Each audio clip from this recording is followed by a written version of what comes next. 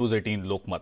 मुंबई पुणे एक्सप्रेसवेवर आज पहाटे झालेल्या भीषण अपघातात शिवसंग्रामचे विनायक मेटे यांचं निधन झालंय.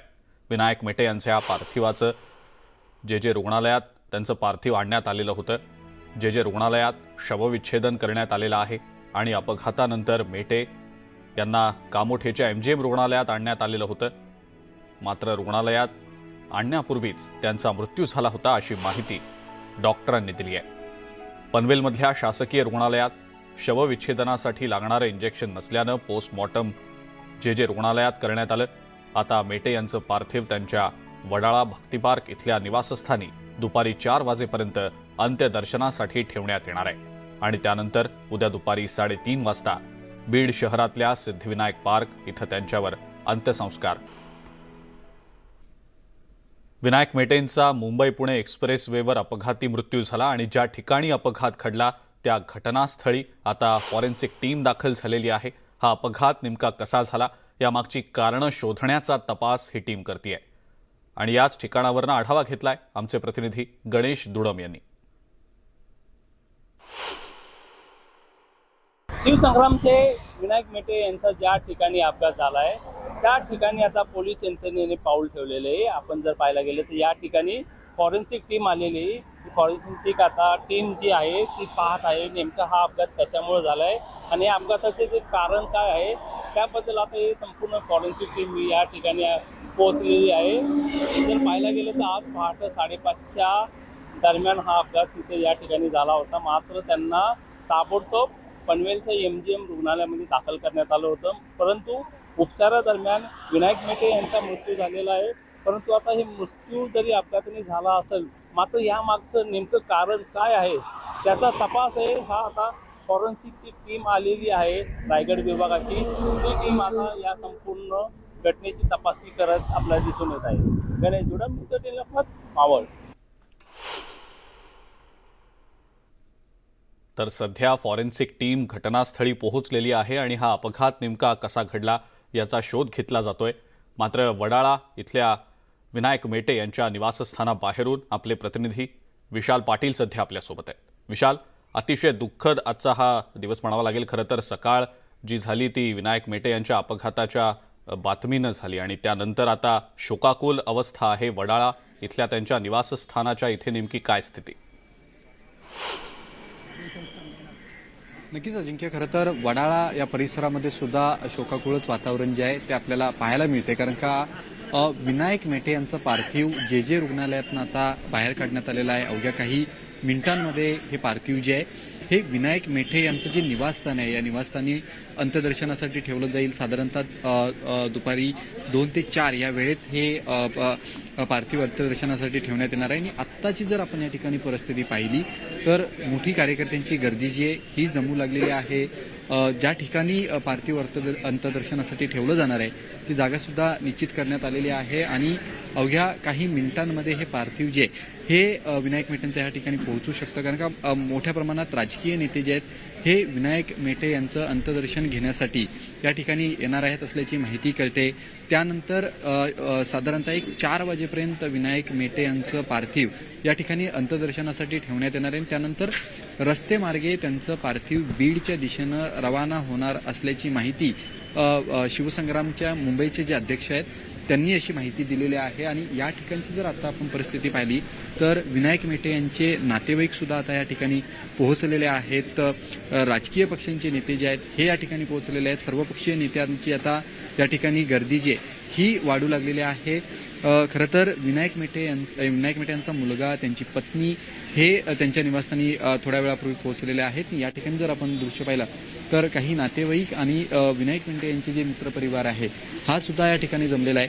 मात्र ज्या पद्धतीनं हा अपघाताची बातमी आल्यानंतर विनायक मेटे यांचं जे वडाळा येथील निवासस्थान आहे या ठिकाणी लोकांची गर्दी वाढू लागली. खास करून मराठा समाजातील जे महत्त्वाचे नेते आहेत, मराठा समाजातील जे कार्यकर्ते आहेत ते या ठिकाणी पोहोचत आहेत. आता जर आपण या ठिकाणची जर दृश्य पाहिली तर मी थोडंसं या कार्यकर्त्यांना बाजूला करून दाखवेन की या ठिकाणी विनायक मेटे यांचं पार्थिव जे आहे हे अंत्यदर्शनासाठी ठेवण्यात येणार आणि ही जागा जी आहे ती या ठिकाणी सुनिश्चित करण्यात आलेली आहे. या ठिकाणी एक साधारणतः 2 तास विनायक मेटे यांचं पार्थिव जे आहे हे अंत्यदर्शन ठेवलं जाईल. महत्वाचे राजकीय नेते जे आहेत हे विनायक मेटेंना अखेरचा निरोप देण्यासाठी खास करून मुंबईतील जे महत्वाचे नेते आहेत ते या ठिकाणी पोहोचतील. जे रुग्णालयातनं विनायक मेटे यांचं पार्थिव जे आहे हे निघालेलं आहे आणि आता आपण बाहेर जर बघितलं तर बाहेर काहीशी गर्दी जी आहे ती आता वाढू लागलेली आहे. अवघ्या काही मिनिटांमध्ये विनायक मेटे यांचं जे पार्थिव जे आहे ते या ठिकाणी येऊ लागलेलं आहे. आपण बघू शकतो कार्यकर्त्यांची गर्दी सुद्धा या ठिकाणी आता वाढलेली आपल्याला पाहायला मिळते. विनायक अँब्युलन्स जे आहे ही या ठिकाणी अजिंक्य पोहोचलेली आहे. तसं आवाज जो आहे तो या ठिकाणी येतोय आणि थोड्याच वेळात विनायक मेटे यांचं पार्थिव त्यांच्या निवासस्थानी जे आहे ते आणलं जाणार आहे. अंत्यदर्शनासाठी त्यांचं पार्थिव जे आहे हे ठेवलं जाणार आहे. आता आपण भक्ती पार्क या परिसरामध्ये आहोत आणि भक्ती पार्क परिसरामध्ये शिवसंग्रामचे नेते विनायक मेटे यांचं पार्थिव पोहोचलेलं आहे. तशा पद्धतीची गर्दी जर आपण पाहायला गेली तर आता दिसते या ठिकाणी पोलीस सुरक्षेमध्ये त्यांचं पार्थिव जे ते या ठिकाणी आणलं जाते. आपण बघू शकतो मोठी गर्दी जी आहे ती या ठिकाणी जमलेली आहे. मोठ्या प्रमाणात कार्यकर्ते जे आहेत ते भक्ती पार्क या निवासस्थानी आलेले आहेत. आपण बघू शकतो की जी अँब्युलन्स आहे या अँब्युलन्समधूनच विनायक मेटे यांचं पार्थिव जे ते आणलं जातंय. भक्ती पार्क हे त्यांचं भक्ती पार्क येथे त्यांचं निवासस्थान आहे आणि या निवासस्थानी ही अँब्युलन्स जी आहे ही पोहोचलेली आहे. दृश्यांमध्ये आपण बघू शकतो की विनायक मेटे यांचं पार्थिव जे ते या ठिकाणी आता आलेलं आहे.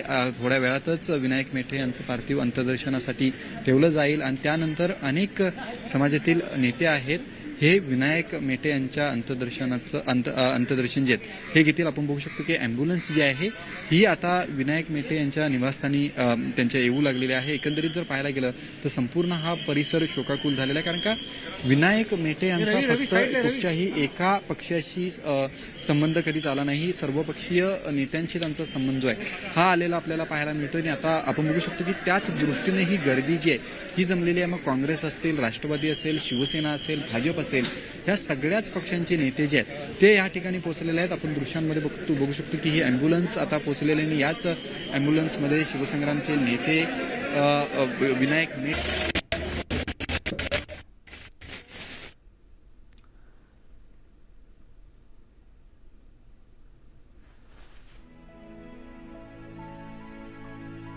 सातव्या मजल्यावरती घेऊन गेलं जातं का की किंवा खालतीच ग्राउंड फ्लोअरला ठेवलं जातं हे पाहावं लागेल. मात्र सद्यस्थितीला विनायक मेटे यांचे नातेवाईक जे आहेत हे या ठिकाणी पोहोचलेले आहेत. विनायक मेटेंचे नातेवाईक सुद्धा या ठिकाणी आहेत. त्यामुळे एकंदरीत जर आता आपण पाहायला गेलं तर गर्दी जी आहे ती आता या ठिकाणी वाढू लागलेली आहे. आपल्याला पाहावं लागेल की नेमकं किती वेळ या ठिकाणी त्यांचं पार्थिव ठेवलं जातं. एक साधारणतः टायमिंग असा दिलेला आहे की 1-2 तास विनायक मेटे यांचं पार्थिव या भक्ती पार्क या ठिकाणी ठेवलं जाईल आणि त्यानंतर विनायक मेटे यांचं पार्थिव बीडच्या दिशेनं रस्ते मार्गे रवाना होईल. खरं तर एअर अँब्युलन्सद्वारे विनायक मेटे यांचं पार्थिव बीडला घेऊन जाणार होते. मात्र ज्या पद्धतीचं हवामान आहे या हवामानाचा अंदाज घेता कार्यकर्त्यांकडनं अशी माहिती देण्यात आलेली आहे की विनायक मेटे यांचं पार्थिव बीडला हे रस्ते मार्गेच घेऊन जाणार असल्याची माहिती दिली. आत्ता या ठिकाणी विनायक मेटे यांचं पार्थिव पोहोचलेलं आहे. अंत्यदर्शनासाठी हे पार्थिव आता या ठिकाणी ठेवलं जाईल आणि त्यानंतर मुंबईतील महत्त्वाचे राजकीय नेते जे आहेत हे विनायक मेटे यांना श्रद्धांजली या ठिकाणी अर्पण करतील. त्यांचं अंत्यदर्शन जे आहे हे घेतील. त्यामुळे एकंदरीत हा जर सगळा परिसर अजिंक्य आपण पाहायला गेला तर शोकाकुल असा परिसर झालेला आहे. कार्यकर्त्यांची गर्दी जी आहे ही सकाळपासूनच या ठिकाणी वाढू लागलेली आहे. आत्ता सुद्धा पोलिसांनी जे ही मोठी सुरक्षा जी आहे ती या ठिकाणी तैनात करण्यात आलेली आहे. खरं तर विनायक मेटे यांचं पार्थिव आता अँब्युलन्समधून बाहेर काढण्यात आलेलं आहे. आपल्याला पाहावं लागेल की विनायक मेटे यांचं पार्थिव थेट त्यांच्या निवासस्थानी घेऊन जातात की ज्या ठिकाणी पार्थिव ठेवायची व्यवस्था केलेली आहे, ज्या ठिकाणी त्यांचं अंत्यदर्शनासाठी 1-2 तास त्यांचं पार्थिव या ठिकाणी अंत्यदर्शनासाठी ठेवलं जाणार आहे त्या ठिकाणी ठेवलं जातं का हे पाहावं लागेल. मात्र कार्यकर्त्यांची गर्दी जी आहे ही मोठी झालेली आपल्याला दृश्यांमध्ये पाहायला मिळते. कुठेतरी मराठा समाजाचा एक महत्त्वाचा नेता, प्रत्येक वेळेला आवाज उठवणारा हा नेत्याचा काळाच्या पडद्याआड जो आहे हा गेलेला आहे. अजिंक्य आत्ताची जर आपण परिस्थिती पाहायला गेली तर विनायक मेटे यांचं पार्थिव जे आहे हे त्यांच्या अद्यापही या ठिकाणीच आलेलं आपल्याला पाहायला मिळतं आहे. त्यामुळे एकंदरीत जर पाहायला गेलं तर ॲम्ब्युलन्स जी आहे ही या ठिकाणी आलेली आहे. याच ठिकाणी त्यांचं पार्थिव जे आहे हे अंत्यदर्शनासाठी ठेवलं जाणार आहे. साधारणतः 1-2 ते 2.5 तास त्यांचं पार्थिव जे आहे हे अंत्यदर्शनासाठी ठेवलं जाईल अशी माहिती त्यांच्या कार्यकर्त्यांकडनं जी आहे ती दिलेली आहे. एक नियोजनाचं संपूर्ण नियोजन जे आहे हे केलं जात आहे. किती वाजता पार्थिव मुंबईतून बाहेर काढलं जाईल आणि ते कशा पद्धतीनं असेल याची सुद्धा तयारी जी आहे ही आता सुरू झालेली आहे. तशा पद्धतीच्या सूचना ज्या आहेत या राज्य सरकारकडनं कार्यकर्त्यांना आणि त्यांच्या नातेवाईकांना ज्या आहेत ह्या देण्यात आलेल्या आहेत. त्यामुळे आपण आत्ता बघू शकतो की ॲम्ब्युलन्समध्येच अद्याप विनायक मेटे यांचं पार्थिव जे हे आहे. या ठिकाणी गर्दी जी आहे ही मोठ्या प्रमाणात जमलेली आहे. त्यामुळे आता नातेवाईक नेमकं काय निर्णय घेतात हे पाहावं लागेल. त्यामुळे या ठिकाणी आता कार्यकर्ते जे आहेत हे मोठ्या संख्येनं जमलेले आहेत. शोकाकुल असं वातावरण जे आहे ते या ठिकाणी झालेलं आहे. त्यामुळे साधारणतः 1-2 तास या ठिकाणी विनायक मेटे यांचं पार्थिव वडाळा येथील त्यांचं जे भक्तिनिवास हा परिसर आहे येथील इमारतीच्या खालती ठेवलं जाईल आणि कार्यकर्त्यांना अंत्यदर्शनासाठी जे आहेत खास करून मुंबईतील जे कार्यकर्ते आहेत हे या ठिकाणी मोठ्या संख्येनं आलेले आहेत. त्यामुळे अंत्यदर्शनासाठी हे पार्थिव साधारणतः 2 तास ठेवलं जाईल. आपण बघू शकतो की पोलिसांकडनं अजिंक्य या ठिकाणी एक सगळ्या लोकांना बाजूला केलेलं असं वाटतं की या ठिकाणी विनायक मेटे यांचं पार्थिव जे आहे हे थेट त्यांच्या निवासस्थानी म्हणजे 7व्या मजल्यावरती त्यांचं जे घर आहे या ठिकाणी घेऊन गेलं जाऊ शकतं. काही वेळासाठी त्यांचं पार्थिव जे आहे हे त्यांच्या निवासस्थानी म्हणजे वरती घेऊन गेलं जाऊ शकतं आणि त्यानंतर काही वेळातच त्यांचं पार्थिव खालती सुद्धा जे कार्यकर्ते आहेत राजकीय नेते आहेत त्यांना अंत्यदर्शनासाठी ठेवलं जाऊ शकतं. तशा पद्धतीच्या मुंबई पोलिसांकडनं हालचाली ज्या आहेत ह्या आता सुरू झालेल्या आपल्याला पाहायला मिळत आहेत. त्यामुळे एकंदरीत जर आपण पाहायला गेलं तर आता या कार्यकर्त्यांची गर्दी जी आहे ही मोठ्या संख्येनं झालेली आहे आणि विनायक मेटे यांचं पार्थिव जे हे त्यांच्या निवासस्थानी पोहोचलेलं आहे. अजिंक्य बर विशाल, आणि कार्यकर्त्यांची तर मोठी गर्दी आहे. स्वाभाविक आहे आपल्या लाडक्या नेत्याचा अंत्यदर्शन घेण्यासाठी त्याला अखेरचा निरोप देण्यासाठी हे कार्यकर्ते मोठ्या संख्येनं वडाळा इथल्या त्यांच्या निवासस्थानाच्या बाहेर इथं उपस्थित आहेत, जमलेले आहेत, पाहायला मिळत आहे. शोकाकुल असं वातावरण आहे आणि बीडमध्ये सुद्धा काही वेगळी परिस्थिती नाही. तिथं सुद्धा त्यांचे जे कार्यकर्ते आहेत ते सुद्धा शोकाकुल आहेत. विशाल, त्याबद्दल नेमकं काय सांगता येईल? नक्कीच अजिंक्य, कारण का मोठ्या प्रमाणात विनायक मेटे यांचे कार्यकर्ते जे आहेत हे या ठिकाणी जमलेले आहेत. खरं तर अनेक कार्यकर्ते जे आहेत हे मुंबईच्या दिशेने येऊ लागले होते. काही महत्त्वाचे नेतेसुद्धा मुंबईच्या दिशेने येऊ लागले होते. मात्र विनायक मेटे यांच्या कुटुंबियांनी असा निर्णय घेतला की विनायक मेटे यांचं पार्थिव मुंबईमध्ये काही वेळासाठी ठेवलं जाईल आणि त्यानंतर त्यांची कर्मभूमी जन्मभूमी जी आहे हा बीड जिल्हा आहे. त्यामुळे बीडमध्येच पुढचे जे प्रक्रिया जी आहे ती तिकडेच पार पडली जाईल. त्यानंतर अनेक कार्यकर्ते जे आहेत हे बीडमध्येच थांबलेले आपल्याला पाहायला मिळतात. खरं तर विनायक मेटे यांनी शिवसंग्रामच्या माध्यमातून खास करून मराठा समाजासाठी त्यांनी आवाज उचलला, मराठा समाजाच्या आरक्षणासाठी त्यांनी आवाज उचलला आणि एक महाराष्ट्रभरात जनसंपर्क असलेला नेता म्हणून विनायक मेटे यांची ओळख जी आहे ही गेल्या 20 वर्षामध्ये आपल्याला त्यांच्या राजकीय कारकिर्दीमध्ये पाहायला मिळते. आणि त्याच अनुषंगानं फक्त या ठिकाणी आता मुंबई, पनवेल आणि ठाणे या भागातील जे महत्त्वाचे कार्यकर्ते आहेत हे आता वडाळा या ठिकाणी पोहोचलेले आहेत. मात्र उर्वरित महाराष्ट्रातले जे कार्यकर्ते आहेत हे आता बीडच्या दिशेनं निघालेले आहेत. साधारणतः विनायक मेटे यांचं पार्थिव 4:30 ते 5च्या दरम्यान मुंबईतून बाहेर काढलं जाईल आणि ते थेट बीडला निघेल. खरं तर एअर ॲम्ब्युलन्स सुरुवातीला घेऊन जाणार असल्याची माहिती कळाली होती. बरोबर, आणि त्यामुळेच आपल्याला सगळ्यांनाच माहिती आहे की अतिशय दुःखद अशी ही बातमी मेटेंच्या कार्यकर्त्यांसाठी, कुटुंबासाठी शोकाकुल आहेत सगळे. सध्या आपण काही वेळापूर्वी दृश्य देखील पाहिली. अनेक कार्यकर्त्यांना शोक अनावर होत नव्हता आणि दुःख त्यांचं दिसत होतं. साहजिक आहे, त्यांचा नेता आता त्यांच्यामध्ये नाही आहे आणि त्यामुळेच त्यांना शोक अनावर होत होता. काही प्रतिक्रिया आपल्यापर्यंत येत आहेत, कुटुंबियांच्या प्रतिक्रिया आहेत, आपण पाहूया. आणि त्यांचं नातं म्हणजे नातं नंतर आधी आम्ही कार्यकर्ता म्हणून मी त्यांच्यासोबत कार्य केलेले मराठा महासंघात असतानापासून आम्ही जेव्हा ते आमदारही नव्हते तेव्हापासून सहकारी म्हणून त्यांच्यासोबत होतो. नंतर काही काळांतराने त्यांनी बहीण वैशाली यांना प्रभारींसाठी मागितलं आणि मग तिथून पुढं आमचे नातेसंबंध म्हणजे तिथून पुढं आम्ही नातेवाईक झालो.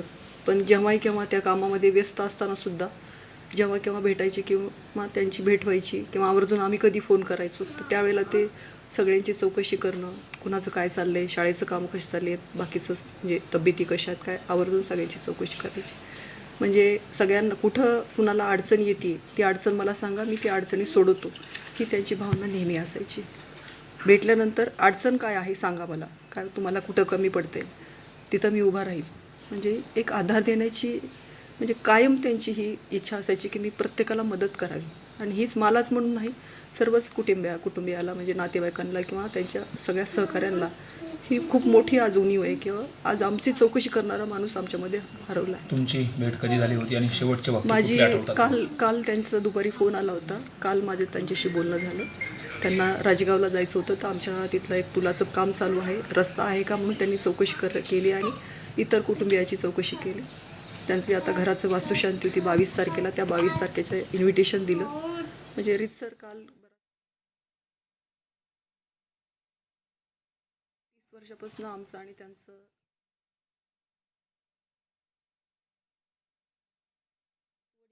नेहमी सदैव पाठीशी राहिले. माझ्या लग्नापासून त्यांनी सगळं माझं शिक्षण असेल, त्यांनी सगळं लहानपणापासून माझं सगळं केलेलं आहे. परत असं वाटते परत उठून येतील आणि बोलतील. कधीच कोणत्याच गोष्टीला त्यांनी कमी पडून दिलं नाही आम्हाला. सगळ्यांशीच अटॅच होते ते. कोण जॉईंट फॅमिली म्हणजे असं सगळ्यांना धरून राहायचे, सगळ्यांची चौकशी करायची. ते कधी असं नव्हतं वाटलं की ते सोडून जातील किंवा असं वाटतं आपल्या डोक्यावर हात ठेवणारे परत वापस कधी येतील. रक्षाबंधनचा सण होता. रक्षाबंधनचा सण होता. मी फोन केला होता त्यांना, ते मुंबईलाच होते. त्यांना वाटत होतं, मी त्यांना म्हणलं की मामा तुम्ही कधी येणार आहे? ते म्हणले मी परवा येणार आहे, पण माझं खूप बिझी शेड्यूल आहे, मी परवा नाही, तू 13व्या दिवशी ये म्हणे भेटायला, मी नंतर कॉल करतो म्हटले.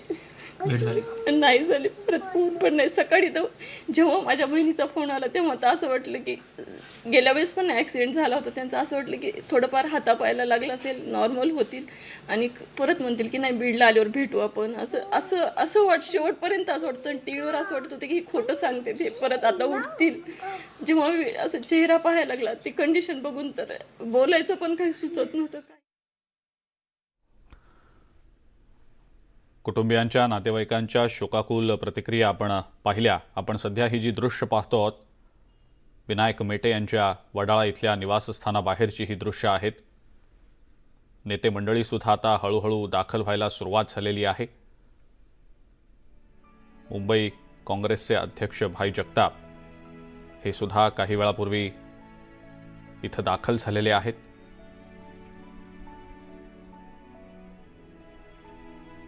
शोकाकुल असं वातावरण वडाळा इथल्या निवासस्थानाबाहेर कार्यकर्त्यांच्या दरम्यान पाहायला मिळतं आहे. बीडमध्ये सुद्धा त्यांचे असंख्य कार्यकर्ते शोकाकुल आहेत.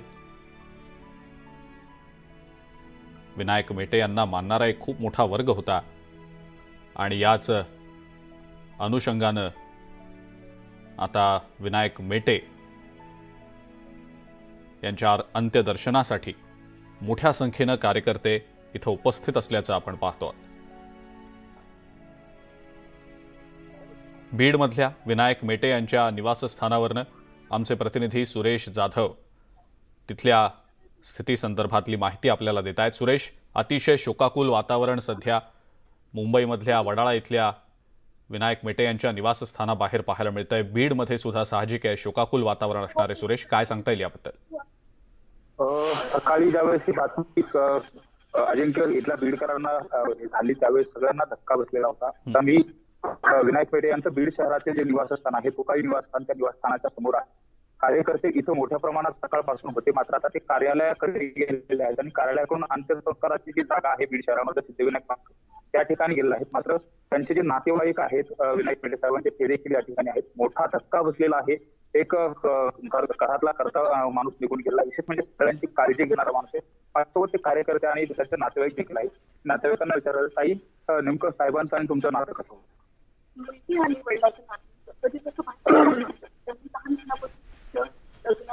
सगळ्या गोष्टीची आवश्यक आपण सध्या ही जी दृश्य पाहतो आहोत ती वडाळा इथल्या निवासस्थानाबाहेरची आहेत. विनायक मेटे यांचं पार्थिव जे आहे ते त्यांच्या निवासस्थानी नेलं जात आहे. आपण पाहतो याच संदर्भातली ही दृश्य. मोठ्या संख्येनं कार्यकर्ते यावेळेला उपस्थित आहेत. शोकाकुल असं वातावरण विनायक मेटे अमर रहे अशा घोषणा कार्यकर्त्यांकडनं दिल्या जात आहेत. पोलिसांचा बंदोबस्त देखील आहे मोठ्या प्रमाणावर. माध्यमांचे प्रतिनिधी देखील मोठ्या संख्येने इथं दिसत आहेत. मात्र विनायक मेटे यांचे निकटवर्तीय, कुटुंबीय, कार्यकर्ते अत्यंत शोकाकुल आहेत. त्यांचं पार्थिव सध्या त्यांच्या 7व्या मजल्यावरच्या निवासस्थानी नेण्यात येत आहे आणि त्यानंतर त्यांचं पार्थिव खाली तळमजल्यावर अंत्यदर्शनाची ज्या ठिकाणी नियोजन करण्यात आलेलं आहे त्या ठिकाणी त्यांचं पार्थिव आणण्यात येईल. अनेक महत्त्वाचे राजकीय नेते त्यांच्या अंत्यदर्शनासाठी काही वेळातच दाखल होणार असल्याचं समजतंय. अतिशय मोठ्या संख्येनं बाहेर पाहायला मिळतंय.